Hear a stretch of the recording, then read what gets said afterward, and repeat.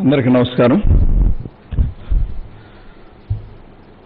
మరి డాక్టర్ సుధాకర్ అనే టీడీపీ నాయకుడు ఎందుకట్లా చెప్తా ఉన్నామంటే, సుధాకర్ బాబు పాయకారావుపేట సీటు 2019లో ఆశించి ఆయన ఉద్యోగానికి రాజీనామా చేసిన లెటర్ ఇది. దీని అంతటి మనకు ఎవరున్నారని మనం ప్రత్యేకంగా చెప్పాల్సిన పని లేదు. మన టీం అందరికి కూడా పెద్ద ఆర్టిస్టు చంద్రబాబు నాయుడు గారు. చంద్రబాబు నాయుడు గారు దళితుల జీవితాలతో ఆడుకోదలుచుకున్నాడు, ఆడుకుంటానే ఉన్నాడు. మొదటి నుంచి దళితులను అడ్డు పెట్టుకుని ఏదో ఒకటి చేస్తానే ఉన్నాడు. దళితులు సర్వనాశనం చేసిన వ్యక్తి ఎవరైనా ఉన్నారంటే ఈ రాష్ట్రం మొత్తం మీద కూడా చంద్రబాబు నాయుడే, మరో వ్యక్తి కాదు. అలాగనే చంద్రబాబు నాయుడు కుట్రలకి కొల్లులకి చాలా మంది పార్టీల నుంచి వెళ్ళిపోయిన వాళ్ళు ఉన్నారు. చాలా మంది తప్పక మౌనంగా బరాయించే వాళ్ళు ఉన్నారు. బరాయించే వాళ్ళ పాపం చాలా మంది రాజ్యసభ సీట్లు ఆశించి భంగపడి ఇంకా కూడా చావో బతుకు అక్కడే ఏడుద్దాంలు అన్నట్టు తయారయ్యారు. కాబట్టి చాలా మందికి ఒక్క మాట అయితే నేను చెప్పదలుచుకున్నాను. సుధాకర్ బాబు వృత్తాంతం ఏంటి అనేది అందరికీ తెలిసిన విషయమే.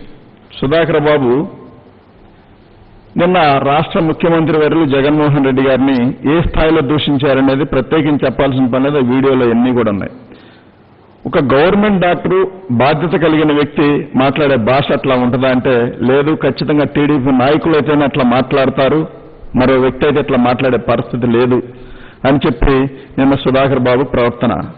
సుధాకర్ బాబుని ఎందుకు ఎంచుకున్నారంటే దళితుడు కాబట్టి ఏదో జరిగిపోయింది అన్యాయం, ఇతనికి అన్యాయం జరుగుతూ ఉంది కాబట్టి ఈ చేసినవన్నీ కూడా వైఎస్ఆర్ పార్టీకో ఈ ప్రభుత్వానికి అంటగట్టాలని చూస్తామన్నారు.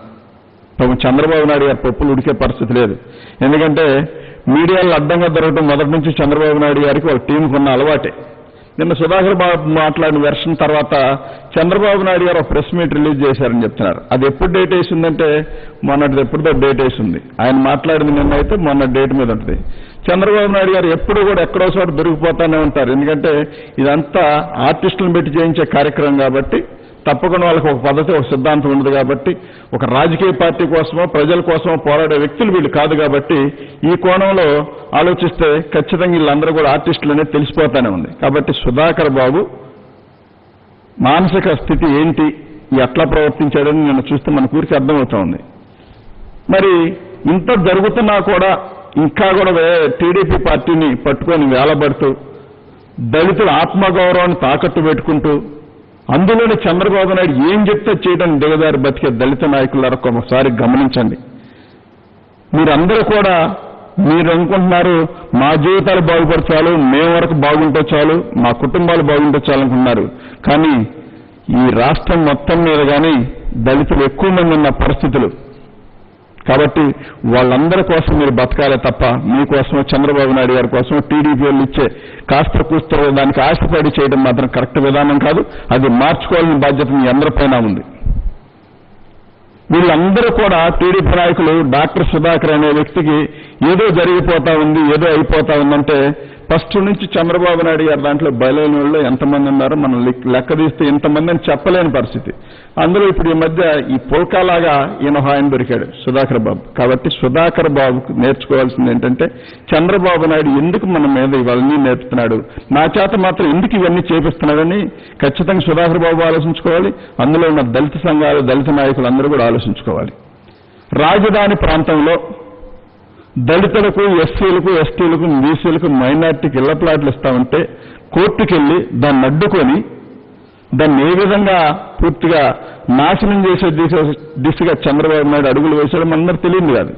ప్రతి ఒక్క దానికి కోర్టుకు వెళ్లడం, మంచి పని చేస్తూ ఉంటే దాన్ని అడ్డుకోవాలనే విధంగా చంద్రబాబు నాయుడు తయారైతే ఇంకా కూడా చంద్రబాబు నాయుడు గారే దళితులను అనుగొక్కుతారు, చంద్రబాబు నాయుడు గారి నాయకులే దళితులను కొడతారు, తిడతారు, చంపుతారు, మరి వ్యవస్థరం చేసి కొడతారు. వాళ్లే మళ్ళీ దళితుల గురించి మాట్లాడుతూ ఉంటారు. ఎంత ఆశ్చర్యంగా ఉంటుందంటే వాళ్ళు చేసే శాస్త్రలో. మరి అలాంటి చర్యలు చేసే వ్యక్తులు కూడా మళ్ళీ దళితుల గురించి మాట్లాడి ఇంకేదో జరిగి మాకు చంద్రబాబు నాయుడు గతంలో అది చేశాడు, ఇది చేశాడని చెప్పింది. చంద్రబాబు నాయుడు దళితులకు ఏం చేశారు చెప్పాలి అని అంటే ఒక్కటి కూడా చెప్పే దమ్ము కానీ ధైర్యం కానీ ఒక్కళ్ళకి లేదు.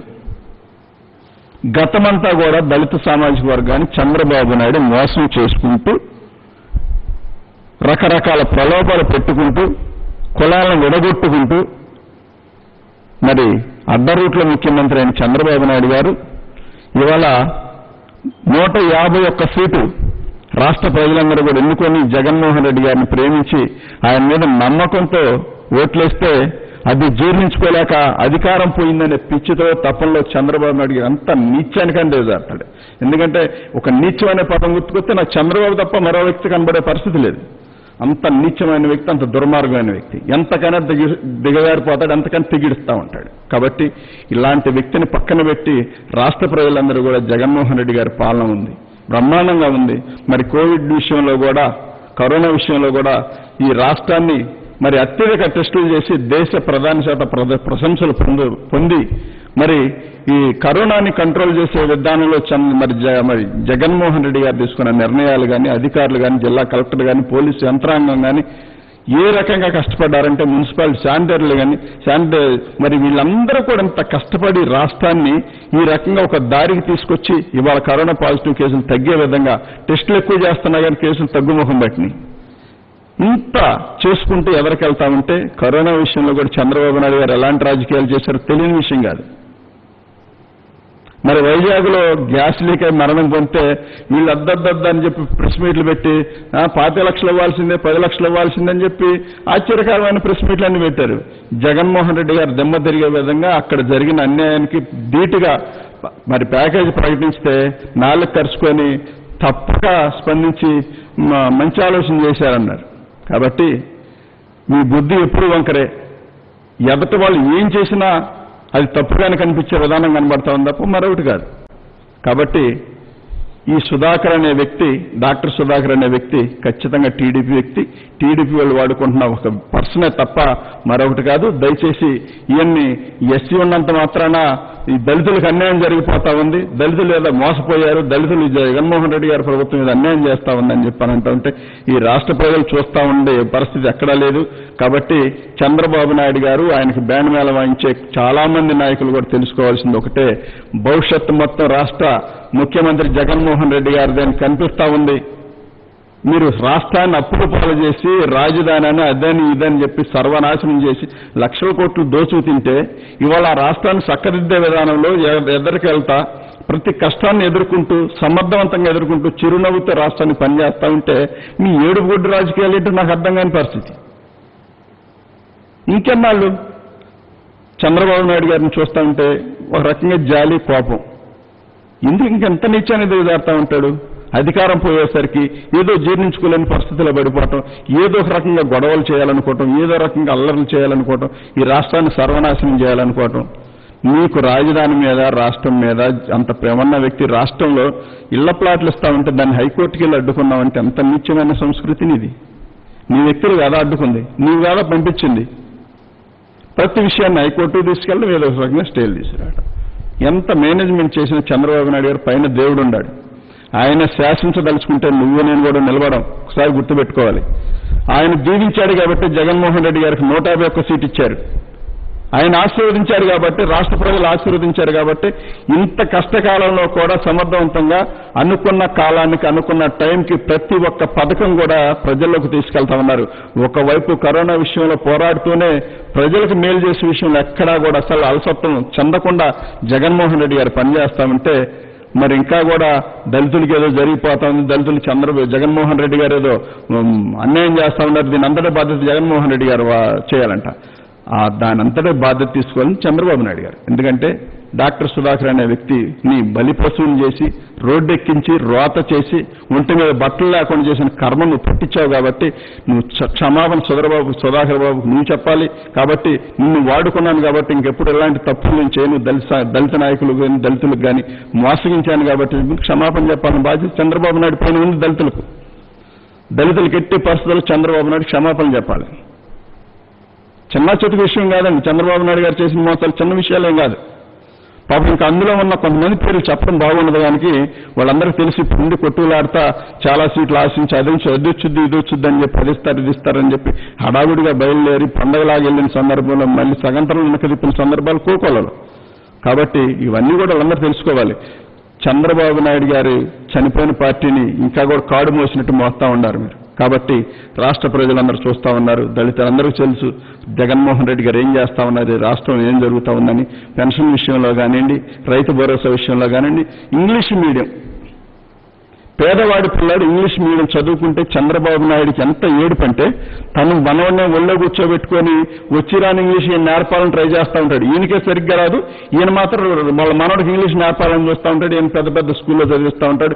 టీడీపీ నాయకులందరూ వీళ్ళందరూ కూడా అక్కడ దాకెందుకు తీర్పునిచ్చే వ్యక్తులు ఎక్కడ చదివిస్తూ ఉన్నారు వాళ్ళ పిల్లల్ని అని చెప్పి వాళ్ళు ఆలోచిస్తే వాళ్ళందరూ కూడా ఇంగ్లీష్ మీడియమే. పేదవాడు పొట్ట మీద కొట్టడమే కాకుండా వాళ్ళ జీవితాలతో కూడా ఆడుకున్న ఏకైక వ్యక్తి చంద్రబాబు నాయుడు. ఇందులో మరొక మార్గమే లేదు, మరొక ఆలోచన కూడా లేదు. రాష్ట్ర ప్రజల జీవితాలతో ఆడుకున్న ఏకైక వ్యక్తి చంద్రబాబు నాయుడు తన స్వార్థ ప్రయోజనాల కోసం. ఎక్కడ ఉమ్మడి రాష్ట్రంగా మనం ఉంటే అప్పుడు విడదీయమని చెప్పి ఆయన లెటర్ ఇస్తాడు. ఉమ్మడి రాష్ట్రంలో అడ్డగోలుగా ఓటు నోటు కేసు విషయంలో పారిపోయి కరకట్టకు పరిగెత్తుకొస్తే కేసీఆర్ ఒక తన్నుతంటే కరకట్టుకు వచ్చి పడ్డాడు. ఆ వ్యక్తి వచ్చి మళ్ళీ కరకట్ట రాజకీయాలు మొదలేసి కొంపలు గోల్చడం మొదలేసి అడ్డగోలుగా ఇక్కడ భూములన్నీ కాజేసేసి భూములు తీసేసుకొని పూలింగ్ కానీ అదాన్ని ఇదాన్ని తీసుకొని ఏదో 5 సంవత్సరాలు సింగపూర్ టెక్నాలజీ నా దగ్గర ఉంది ఎరగదీసేస్తానని చెప్పిన వ్యక్తి తీరా 4 బిల్డింగులు కట్టేసరికి సతికిల పడ్డాడు. కాబట్టి చంద్రబాబు నాయుడు గారు బడాయి మాటలు మోసపూరిత మాటలు నమ్మే ఓపిక లేదు. చంద్రబాబు నాయుడు గారు దాదాపుగా ఎక్స్పైర్ డేట్ అయిపోయింది ఆయనకి, ఇంకా అక్కడ చెల్లేదేం లేదు. కాబట్టి దానికి వినియోగాల్సిన అవసరం కూడా లేదనేది నా ముఖ్య ఉద్దేశం. రాష్ట్ర ప్రజలందరూ కూడా గమనిస్తా ఉన్నారు. రాష్ట్ర ప్రజలు ఏం కోరుకుంటున్నారో, జగన్మోహన్ రెడ్డి గారు ఏమి ఇవ్వాలనుకుంటున్నారు రాష్ట్ర ప్రజల దగ్గర నుంచి క్షుణ్ణంగా పరిశీలిస్తున్నారు. ఇలాంటి సందర్భంలో ఇలాంటి చీప్ ట్రిక్స్ ప్లే చేసి దళితుల జీవితాలతో ఆడుకునే హక్కు చంద్రబాబు నాయుడికి ఎవరిచ్చారు? మారవా? బుద్ధి మారదా? నీ జన్మ హక్కా లేకపోతే మోసం అనేది నీ జన్మ హక్కా? పోనీ రాసు నాకు పేటెంట్ హక్కు అండి, నా జన్మ హక్కు మోసం చేయటం, వెన్నుపోటు పడటం, కాబట్టి నేను ఇదే చేస్తా ఉంటాను, నేను ఇట్లానే బతుకుతాను, నేను ఇట్లా బతకపోతే కష్టం అని చెప్పి ఎప్పుడప్పుడు రాజశేఖర రెడ్డి గారు అన్నట్టుగా నిజం మాట్లాడితే 1000 ఒక్కరైతే తన తల కాబట్టి అతను నిజం మాట్లాడడానికి ఇష్టపడ్డాను మహానుభావుడు రాజశేఖర రెడ్డి గారు ఏనాడో చెప్పాడు.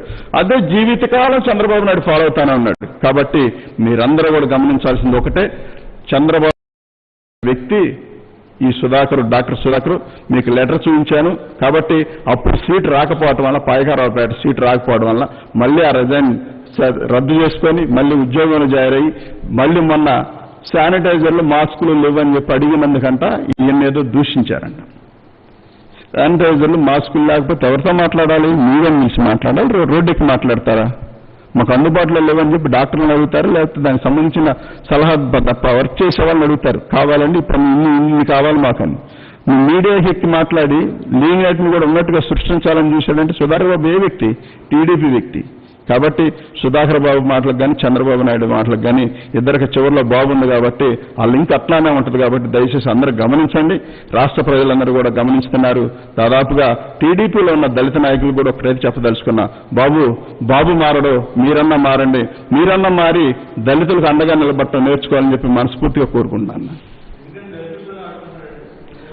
వేరే మార్గం లేదు. దాన్ని ఎట్లా అంటే చంద్రబాబు నాయుడికి దళితులైతేనే ఏదో రకంగా అడ్డం పెట్టి అట్రాసిటీ కేసులు పెట్టచ్చు, లేకపోతే ఇంకో కోణం తీసుకోవచ్చు, అదైతేనే పబ్లిక్ అవుద్ది కాబట్టి విషయం. కాబట్టి దాన్ని డెవలప్ చేయాలని చెప్పి దళితుల జీవితాలతో ఆడుకొని దళితులకు విలువ లేకుండా చేయాలని చెప్పి మెయిన్ టార్గెట్. అతను వాడుకుని అతను చేసే అల్లరిచిల్లర పనులన్నింటికి కూడా దళితులను వాడుకోవాలని చెప్పి ప్రధానంగా చంద్రబాబు నాయుడు పనిచేస్తా ఉన్నాడు. కాబట్టి ఆయన ఆటలు సాగలేదు కాబట్టి జగన్మోహన్ రెడ్డి గారు ఛాన్స్ ఇచ్చారు. చంద్రబాబు నాయుడు గారు కుమారులు కానీ అందులో ఉన్న అయ్యన్న పాత్రుడు కానీ ఈ మహానాయకులందరూ కూడా ఎంతమంది ఎన్ని పన్నాగాలు పొందినా ఇంకా వాళ్ళకి దాదాపుగా ప్రజలు చర్మగీతం పాడారు, అందులో ఎటువంటి డౌట్ లేదు. కాబట్టి రానున్న రోజులు వీళ్ళందరూ కలిసి రోడ్లు పక్కన కూర్చొని ముచ్చలు చెప్పుకోవడం అప్పటి వల్ల ప్రజలకేం ఉపయోగం లేదని చెప్పి ప్రజలకు అర్థమైంది. కానీ వాళ్ళు వచ్చినా కానీ ఉపయోగం లేదని మేము కూడా చెప్తా ఉన్నాం. ఓకేనా?